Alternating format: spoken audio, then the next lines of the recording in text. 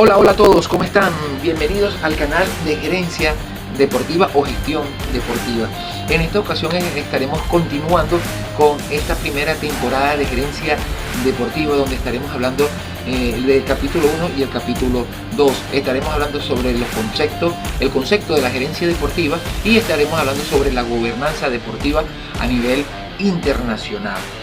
Pero antes de continuar y seguir hablando, los invito a que se suscriban.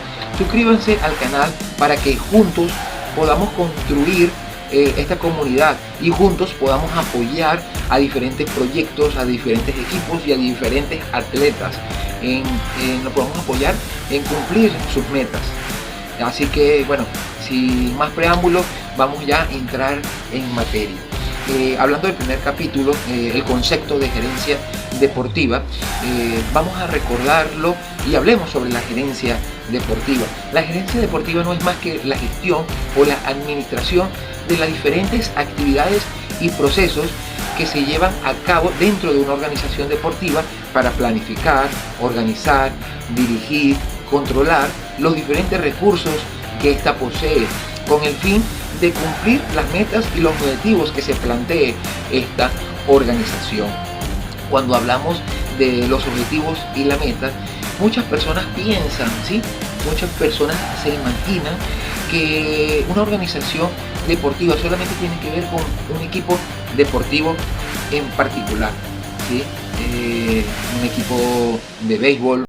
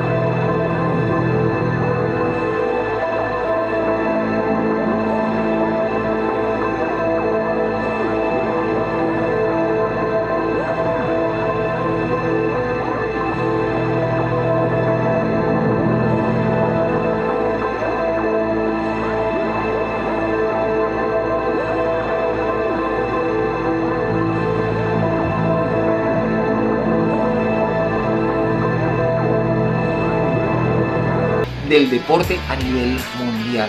Esto está estipulado dentro de la Carta Olímpica. ¿Qué es la Carta Olímpica? La Carta Olímpica lo podemos definir como la constitución del deporte a nivel mundial. Aquí podemos conseguir todas las políticas, todas las normas que rigen el deporte a nivel mundial.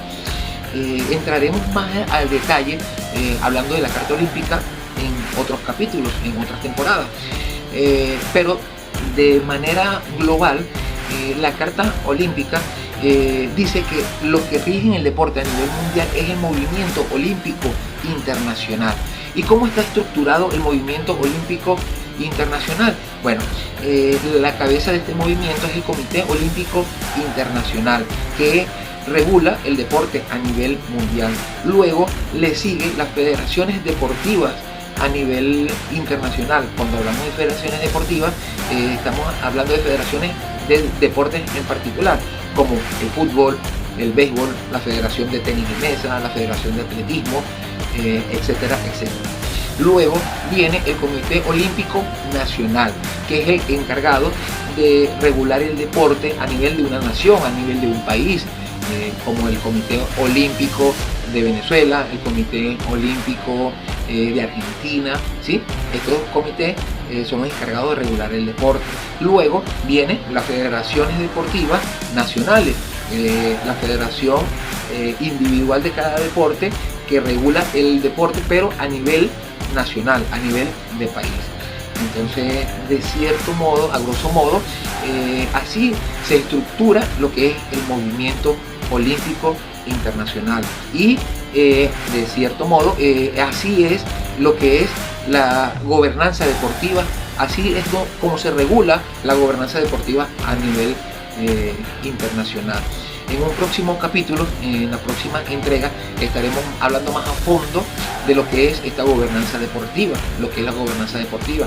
Así que esto es todo por ahora, por este capítulo, y así que los invito a que se suscriban. Suscríbanse en las diferentes redes sociales que estamos manejando, ¿sí?